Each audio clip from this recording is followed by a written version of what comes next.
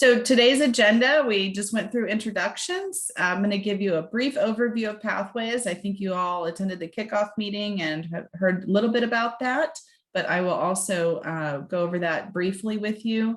We're going to talk about the role of data collection and the role of the comparison site, talk about our target population that we're enrolling in this study, referrals and screening process. We're going to do a quick overview of the informed consent and baseline survey process.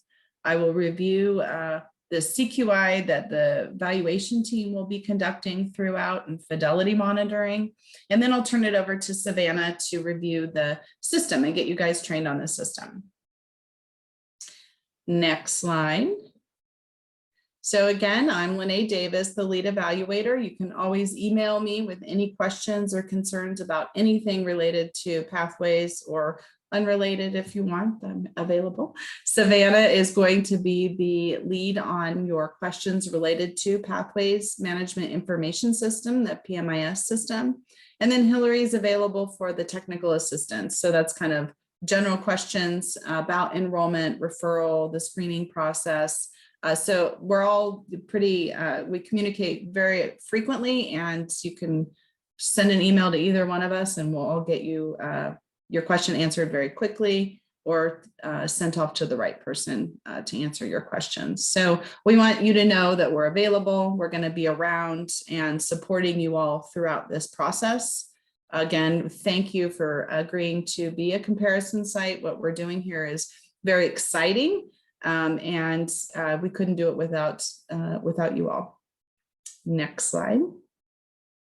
So just to refresher the overview of Pathways, you all might have heard the word YAR. The Children's Bureau funded the YAR grants, Youth at Risk of Homelessness grants, back in 2013. Colorado was one of initial 18 awardees across the country. And we developed the Pathways intervention in the first phase of that over the course of about 18 months. We had a lot of input from youth, supervisors, counties, RI providers, service providers, state level supervisors. We brought a very diverse team from across the state together to develop this intervention. In phase 2, we had 3 sites that we implemented and conducted an initial test of the intervention called a formative evaluation. Those findings are available on CPR's website. Hillary, if you want to put that in the link, put that link in the chat box. If anyone's interested in reading up on what we've been up to, there's a lot of great information there. And then phase 3, that's where we're at now. Colorado was the only site awarded the summative evaluation. And that's because we were able to show that the intervention that we designed, Pathways, was able to be implemented to fidelity in all of our sites, rural, suburban, and urban settings, and that we produced short-term outcomes that achieved results that we were looking for. So now moving into phase 3, we're going to take that Pathways intervention and conduct a summative evaluation or an impact evaluation, which is going to compare outcomes from Pathways youth within our target population to youth who receive traditional services, business as usual, CHAPI services. That's the evidence building phase. Next slide. Oh, back forward. All right. So the role of data collection. So for phase 3, we're, evidence building. That's what this is all about. And ultimately, the end result of this that we hope to show is that the Pathways model intervention, as designed and implemented to fidelity, achieves very specific outcomes for a very specific target population of youth. And that would then allow for states, counties, agencies to point to this model and implement this model and receive federal reimbursement for this model at the state level from 4E funding. So that is really what we're here to do. We want to achieve outcomes, specific outcomes for youth who are at risk of homelessness, who are aging out of the foster care system. Good practices and interventions are grounded in evidence. The federal government over the last several years has had a real shift and push towards building evidence. The Pathways intervention is designed to test outcomes against the business as usual Chafee services to build that body of evidence.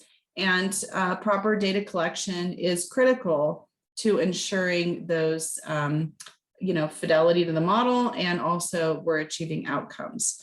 Fidelity just means, you'll hear a lot about that, probably not as much as the intervention sites, but we want to make sure that we're following the model, and or in our Chafee sites that we're just providing business as usual services, that you're not changing practice significantly in any of the sites.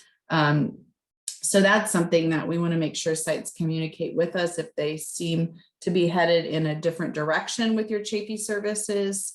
That's something that we would need to be made aware of.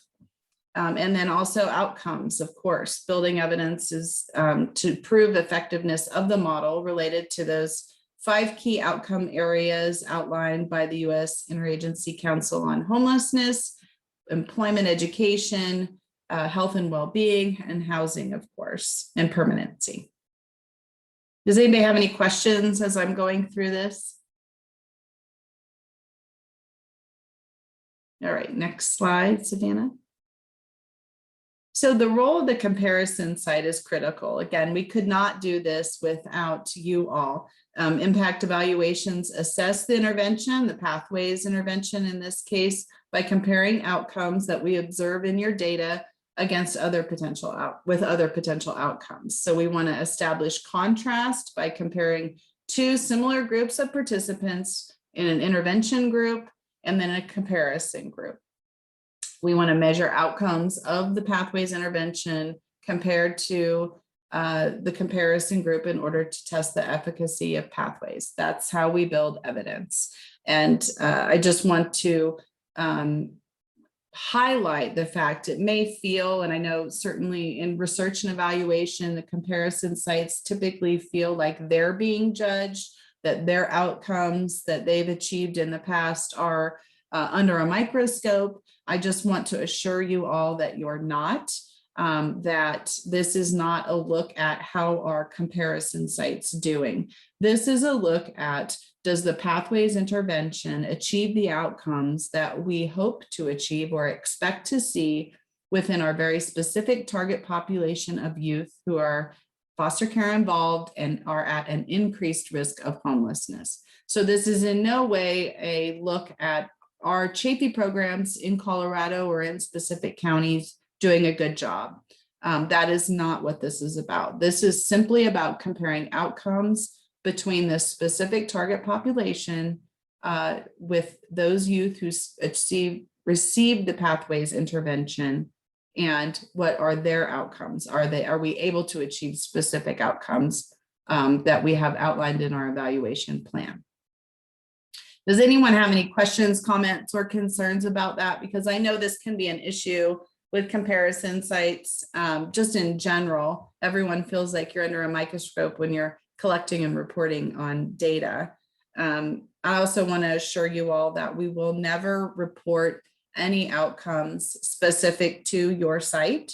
So all of our data will be aggregated into comparison sites. We're going to keep track of how many youth are being served and enrolled, of course, in the comparison sites by site, but that will be internally, and that will be the extent of what we're reporting by site. So there won't be any reports that say, these are the outcomes for El Paso County youth, and these are the outcomes for Jefferson County, Weld County, all of our comparison site counties individually. So all findings will be reported, all publicly facing findings will be reported out in a comparison group format. No one's going to be singled out. We'll certainly name you and thank you and let everyone know along the way how we're doing. And that'll all be part of the technical assistance and the evaluation piece that's internal to the evaluation and study enrollments. But reporting wise, we won't be calling any site out specifically for outcomes, enrollments, or anything else related to that. I have a quick question. One of the selling points for us to be a comparison site was for us to kind of gather data on our specific site, if you will, our specific county. Yeah. Is that not true? We wouldn't get specific data about Weld County and certain outcomes?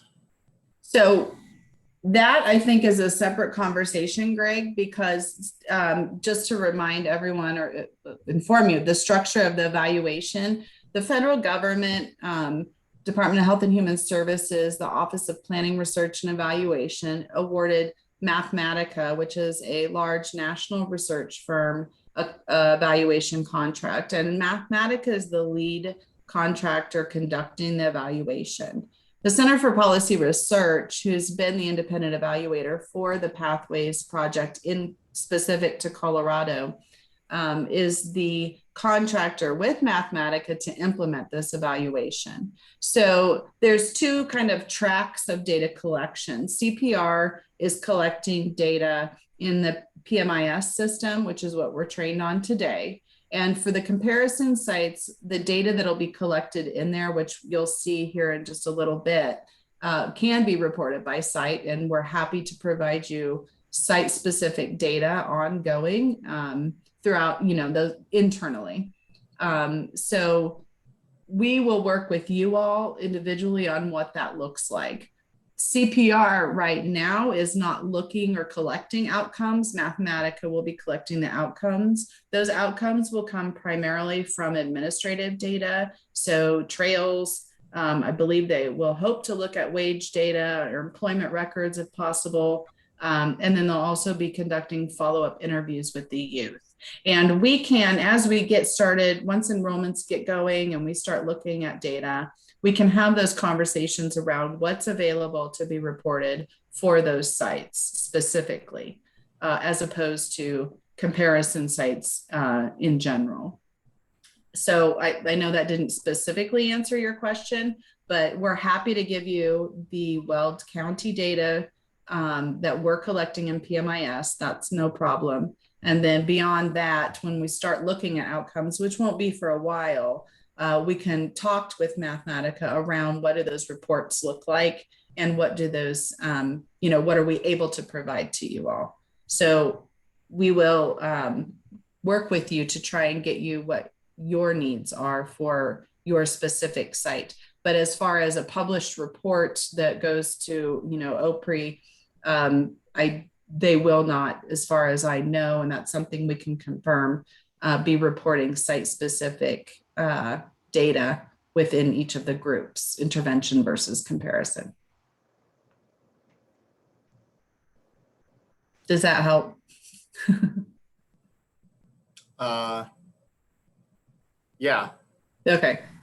I mean, if there's specific outcomes, I guess we can have a separate conversation about this as we get into enrollments, but around what specific needs that you have, we'll certainly accommodate the needs that you all have to the best of our ability. But again, the data and PMIS, we're happy to provide that to you in a report. We'll be doing that in a monthly report, looking at it because that's going to be part of our technical assistance process. Are there any other questions or comments? All right, next slide, Savannah.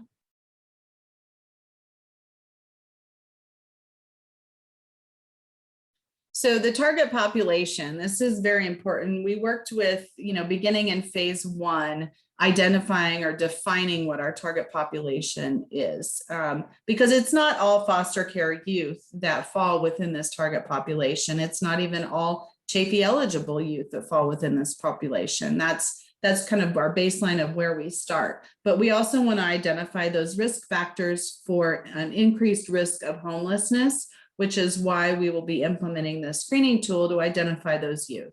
So our study eligible youth are all Chafee eligible youth, 14 to 23, and have at least one additional risk factor for homelessness. The youth can be identified from a variety of sources. the typical way you all identify Chapey eligible youth, through your, some have a monthly list or whatever your internal processes are for identifying youth in trails that then enroll in, in Chapey services and receive Chapey services. But we also want you to think outside the box, and we want you to kind of expand your the net. We want to cast a wide net, and we want to reach out to youth who you may not see in trails that might be in your community. One of the primary ways that we want to help identify youth who are at increased risk of homelessness with current or prior foster care experience are working with community service providers, typically the runaway and homeless youth service providers in your communities, if there is one. And if you all could just, if you have a specific RIE provider in your community, or not even a specific RIE provider, but a specific community service provider, it might be a food bank, it might be your McKinney-Vento liaison at your school district that you routinely work with to receive referrals both ways. It works both ways. If you would just put them in the chat so we're aware of their names, we're going to hold a RIE or community service provider training in July to help facilitate that referral partnership. So we want you all to, work with existing referrals that you have, but we also want you to kind of think outside the box and have a more direct, instead of go see so-and-so over here, a specific contact. So we're really achieving the maximum or catching the maximum number of youth possible that would fall within this target population.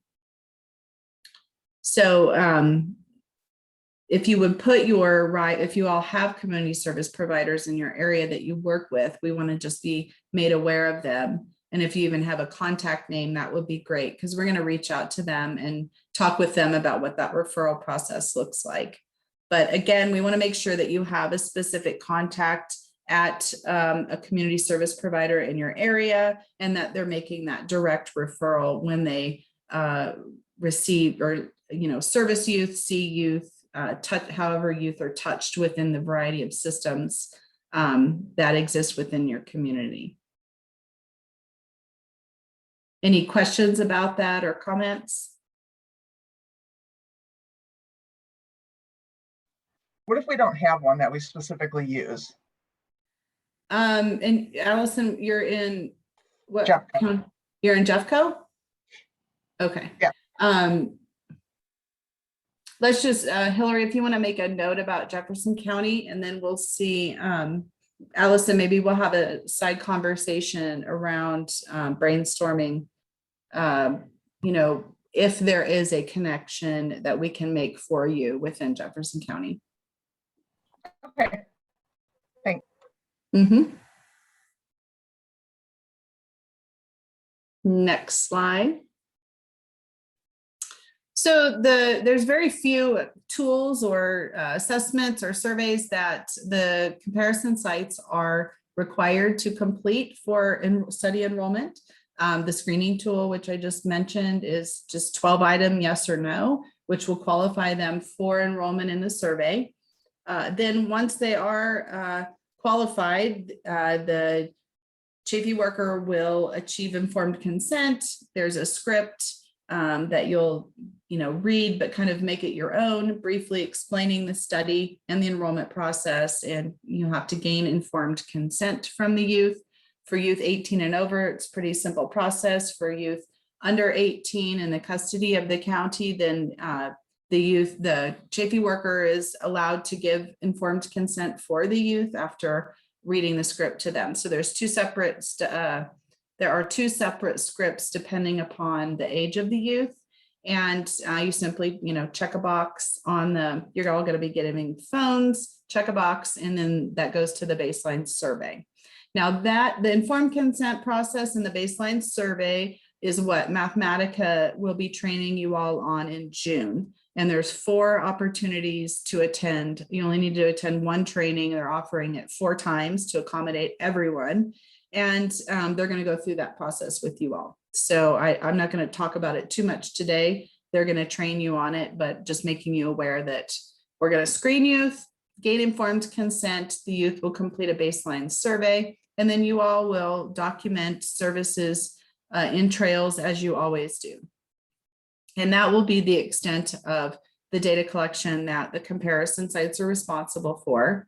And we just ask that you please keep the most up-to-date contact information on youth in trails, and put it, you know, we can put it in the system when we get there. Savannah will show you, it's just the basic information about the youth. Because as I mentioned, there will be follow-up surveys that are being conducted with the youth 12 months post-enrollment.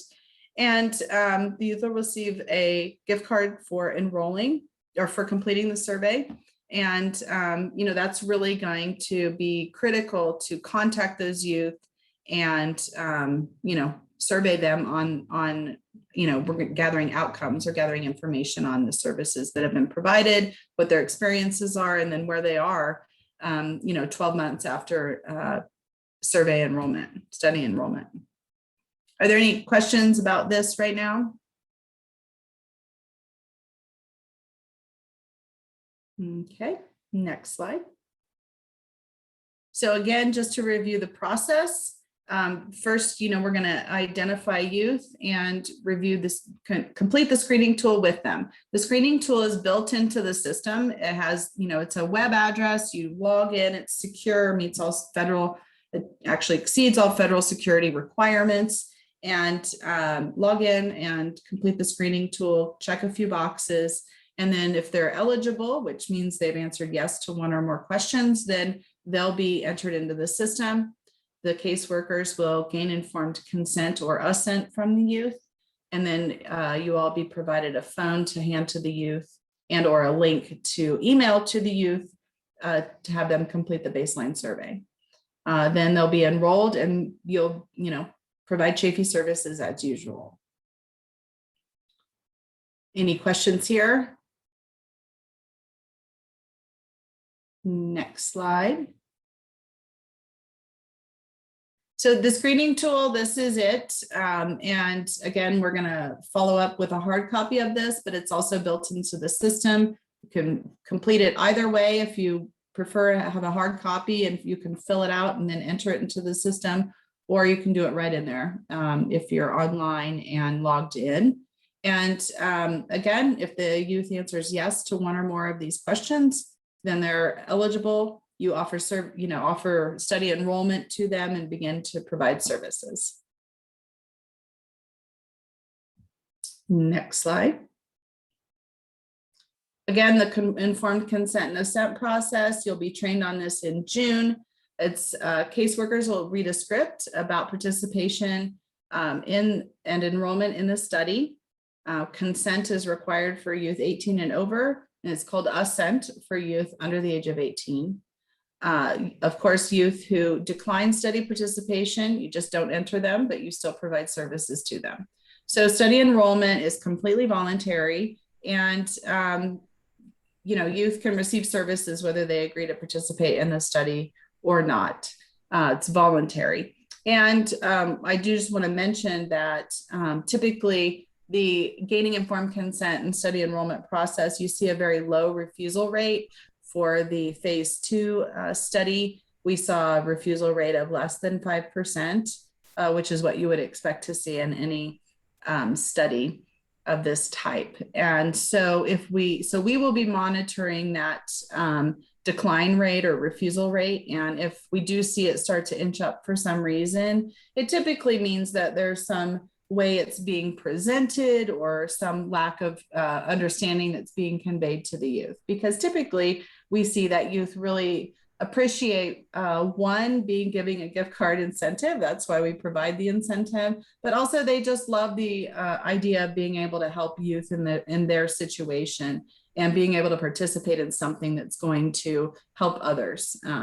And so again, we would expect to see the refusal rate very, very low. We'll monitor that and we'll work with you and provide technical assistance on any issues that might come up related to that. Is there any questions that we have on this process? And again, you're going to get the scripts and learn kind of how to go about that process with the training in June.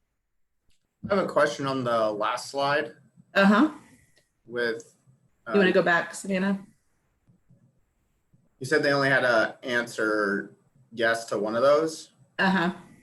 If they answer yes to the first one, do they need to answer the rest of the questions? Oh, sorry. Yes, that's a good point. You know, I say this because we've been using this for so long, and that question is always asked. So the criteria is that they are former or current foster care youth. So first, they have to be that. And then it's yes to one of or more of the 1 through 12 questions. So it's kind of current or past foster care experience is a baseline criteria for entry at all, and then identifying an additional risk factor, which would be yes to one item. I'm sorry, yes to questions 1 through 12, one or more.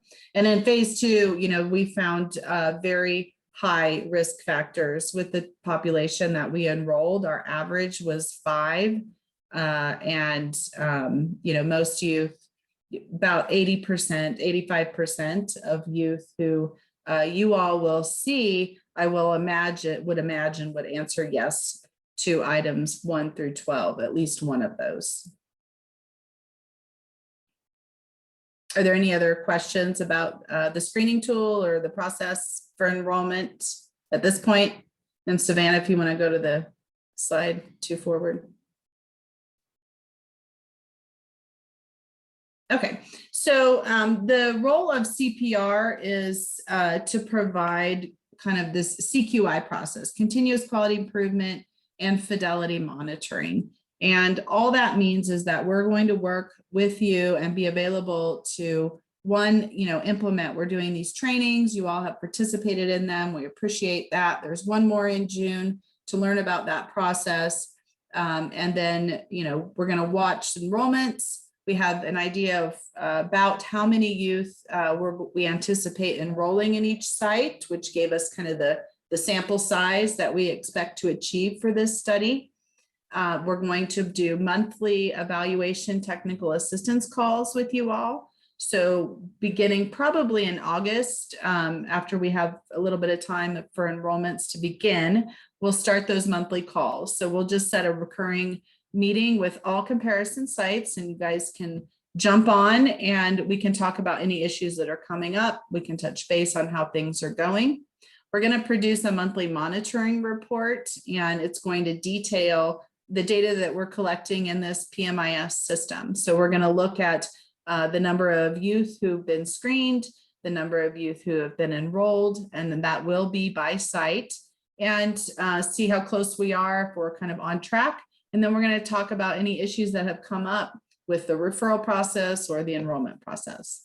And then we'll do these quarterly fidelity reports that'll primarily summarize data from the intervention sites, but we'll also ensure that we're looking at comparison site data related to enrollment and demographic characteristics of the youth that are being enrolled, because we want to make sure that they're equivalent. You know, we want to make sure that we're enrolling equal youth that are similar in characteristics, you know, socioeconomic, racial, you know, all demographics, history with child welfare. And we're going to be looking at that to make sure that our youth are balanced on those respects. So at the end of the study, when we report on outcomes, we know that the outcomes we're achieving are related to the intervention itself, as opposed to any differences between youth related to those characteristics.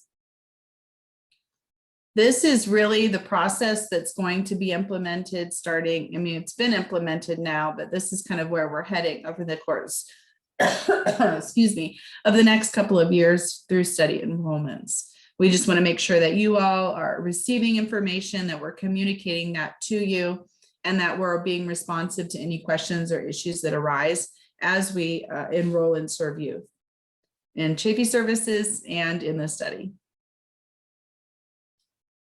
Next slide, Savannah. And do we have any questions up to this point? We can navigate to the PMIS site. I'm going to turn it over to Savannah so she can train you on some of the basic entry that we'll be doing. I would encourage you all to bookmark that link so you can navigate to it easily. And again, just an overview of the system. It's online record keeping. It houses the screening tool that you saw and some basic enrollment information. And then it'll allow us to report on enrollments and some short-term outcomes for youth in our intervention group. And, be able to generate those monthly CQI reports and report back to you how things are going. So Savannah, do you want to take over and share the system information? And if anybody has any questions, and again, as Savannah goes through this, feel free to jump in, unmute yourself, or put in the chat any questions, because we want to make sure you have a good handle on this. It's a pretty simple process, but certainly want to make sure everyone's comfortable with it and feels like they have all their questions answered in this training. Hey, Lene, I have a question. You may have talked about this already, but when is this going to be implemented? Like, when do we start? The study enrollments, we're expecting to begin in July. I don't have a firm date. I've just asked that it's after the 4th of July holiday, because most everyone's kind of not thinking about study enrollments at that time. So we're targeting kind of mid-July, and I haven't heard any differently.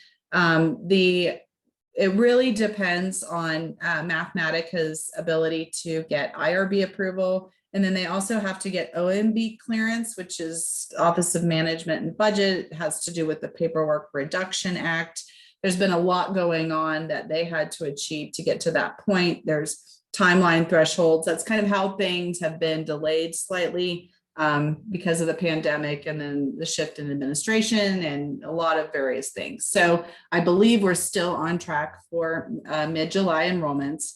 And certainly we're going to communicate that out to you all if that time frame changes. So when we have a firm date, we can press the go button, and we'll certainly sing that from the rooftops. But right now we're still saying mid-July. So Savannah, you want to take it from here? Can do. So Hillary should have dropped the link in the description. It's also posted along at the top of this PowerPoint. It's just going to be that pathways.civicor.com portal. To log in for the first time, we'll cover that in a little bit, but just as an overview, we developed this tool originally for tracking the intervention when it was early on and still in development to really solidify what it was. So a lot of the functionality in the system that exists is designed to be case management, record keeping for our intervention sites. And now that we're doing the comparison site onboarding as well, to be able to have that baseline to establish against, we're now asking you guys to enter just a little bit of information into the system, which we will cover. So again, the idea behind the PMIS was that we would have an online and secure place to keep case management for the intervention. This allowed for real-time tracking of the tools that we're asking them to use, solidifying which things routinely get used, and about how many are potentially eligible youth are being enrolled. So for you guys, it's going to be documenting that study enrollment within the system in real time, tracking that eligibility, and then of course we're here to provide support and technical assistance along the way. So we will have you try logging on for the first time. For those of you that are on a computer and can easily split screen or switch between tabs, that link is posted there and again in the chat. As Lene said, it's probably wise to bookmark that for later. You will probably have to refer to this page to check out screenings and to go ahead and enroll youth. To log on for the first time, you'll just navigate to that web page and you'll be met with that user login screen. So your user login is going to be the email for which you registered for this training. And then the first time you're going to click that forgot password link and you'll be sent an email. If you don't see that email show up in your inbox right away, you might need to check your spam folder. Sometimes it looks like spam if it's an outside organization, so be sure to check there. And then if I could, because I'd like to get a good number of us who are able to do it logged in. Once you're logged in, if you could just type that in the chat, that would be helpful. And we'll sort of wait for people to log on. And similarly, if you're having any issues, please pipe up, and then Hillary and I can troubleshoot that before we move on. So for those of you who are logged in, the first page that you'll see is going to be that home screen. So up in this right corner, there's a home screen, and then you can see there's this big orange conduct initial screening button. That is going to be your first point of interacting with how youth are going to be enrolled into the study. So what we'll do here is, let's say an RHY provider or someone recommends a youth to you who might fit the study criteria that Lene talked about earlier. What you're going to do to get them started in entering them and enrolling them in the study is click on that big conduct initial screening button. And that's going to pop up those first eligibility questions that Lene mentioned. So whether or not they were a former foster care youth or a current foster care youth. And then if they are, it will populate those 12 questions for you to go through with them. Again, try to answer as many of those questions as you can, but if you need to skip them, of course, that's fine. For them to be considered eligible for Pathways, they'll need to check yes to at least one of those questions that pops up for you. And then after those questions, you'll just enter some youth information. All of that information is really just to be able to follow up with them later if we're trying to enroll them. If, say, we determined that they were eligible, but they didn't want to enroll in a study yet, or they didn't think that they had enough information, or you were recommended to someone by an RHY provider and you entered it yourself and then can check on it later. So the entering of the youth information is just brief demographics. For those of you who are following along, again, feel free to. Right now, the system only has test data, so you're not going to mess anything up if you want to do these things as we go. So you'll collect brief youth information, and then the last thing that you'll do with this page is select the next steps. So there are 4 possible options at the bottom of your screen. Those first ones that say save screening and enroll later. Save screening and enroll later is going to be that case that I talked about where you have a youth that you think is eligible for the study, but maybe they haven't been fully briefed on it or they're not ready to proceed with enrolling and becoming a part of that. So you can save that, and then later you'll be able to pick that screening right back up and enroll them in the study if they change their mind. The eligible enroll now button will move you to the next step of getting them enrolled in the study, which is going to be that informed consent process of baseline to follow up with them from Mathematica. And then, of course, ineligible and declined are if the youth didn't answer yes to at least one of those response questions or is not a former foster care youth, then they would be that ineligible. And if they declined when you told them about the study and what was going to be involved, then you can hit that declined button. A youth can withdraw consent at any point. So if they initially get enrolled in the study and then later get more information, that's always something that we can take care of. Just give us an email. Any questions here?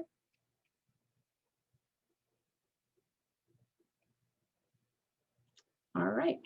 So anytime that you click that eligible enroll button, whether or not you've saved that screening and then revisited it, or if you did it right away when you screened the youth, you're going to see this box on the right that says screening outcome is enrolled.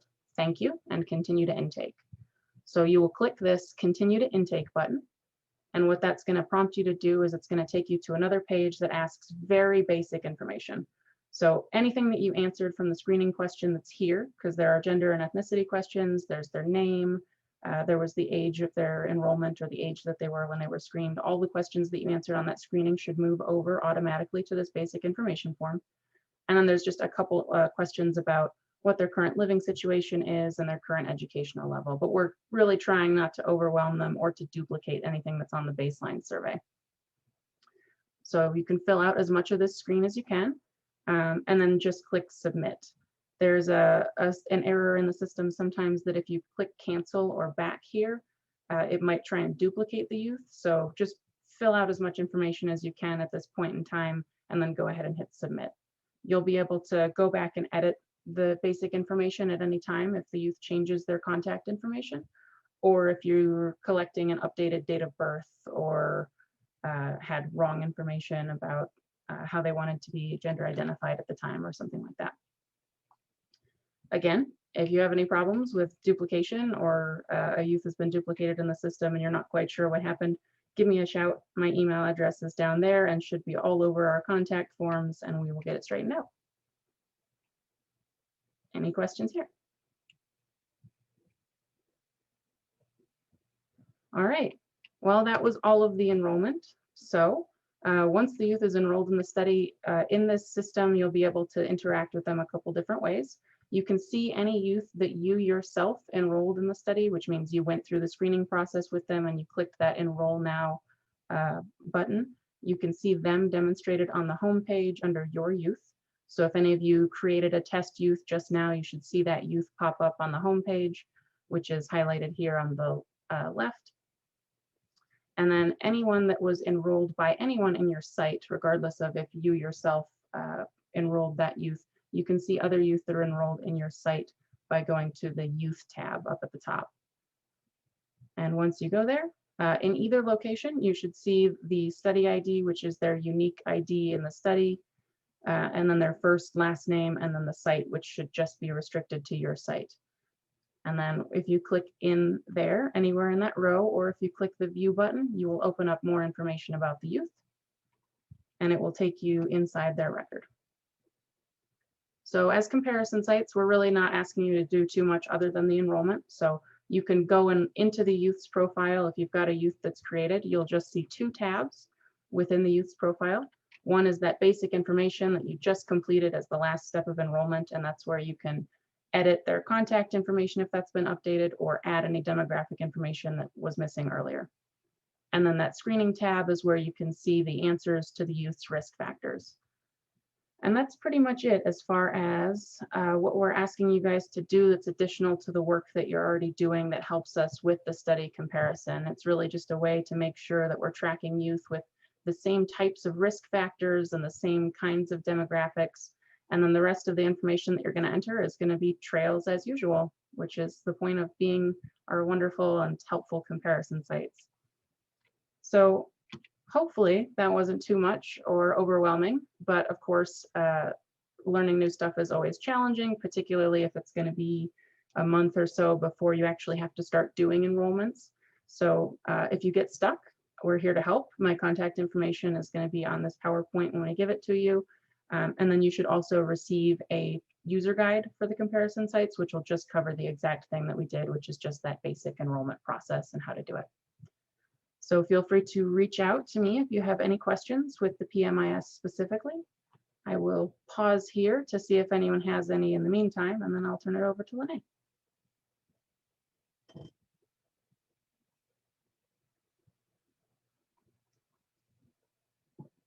All right, well, feel free to play around in the system and then give me a shout if you get stuck anywhere. Please try to break it even if you want to play around with creating test youth and see if you get stuck somewhere, go ahead and let me know. It only helps us make this better. So thank you so much.